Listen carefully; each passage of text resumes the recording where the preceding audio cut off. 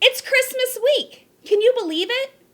We're all probably thinking about all the gifts we may get, especially that gift that you put a lot of thought into to give to somebody and how excited they might be when they open it.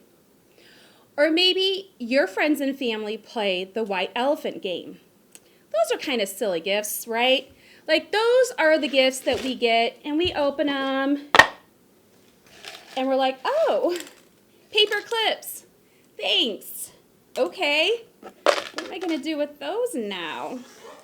Has somebody ever given you something that you just really wanted and you really loved? And have you ever given somebody something that they really wanted and they were so grateful for?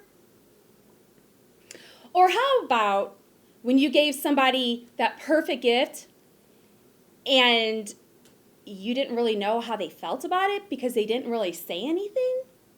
Today is all about giving. And God gave us the best gift when He gave us Jesus. But we tend to think about Christmas gifts more than we think about the true meaning of Christmas. How can we fix that? We're going to open up our Bibles to Luke chapter 2, and we're going to read verse 1 through 7.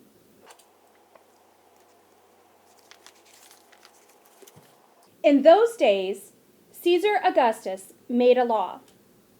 It required that a list be made of everyone in the whole Roman world. It was the first time a list was made of people while Quirinius, the governor of Syria. Everyone went to their own town to be listed. So Joseph went also. He went from the town of Nazareth in Galilee to Judea. That is where Bethlehem, the town of David, was. And Joseph went there because he belonged to the family of David.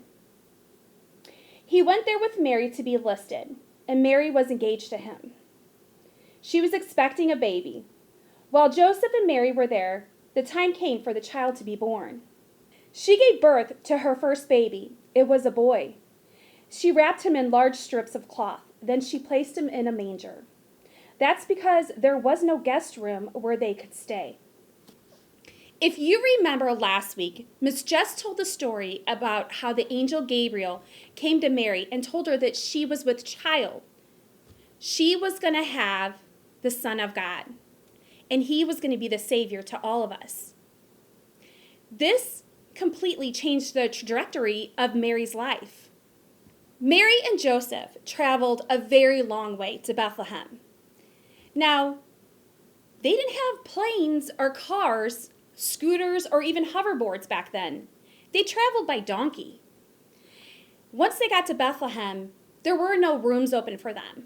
So they had to stay in a stable, and that is where Mary gave birth to Jesus. Surrounded by animals, that is where our Savior was born. Mary gave up all sorts of things when she decided to follow God's plan.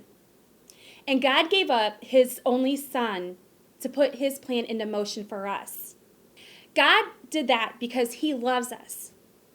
Now this Christmas, when we're unwrapping our gifts and we're so excited about all of it, let's take time to really remember how Mary gave up the plan she had for her future instead to follow God's plan. And let's remember the birth of Jesus and how He was born so He could save us all. We want to wish you and your family a very Merry Christmas. Bye, guys. Bye, guys.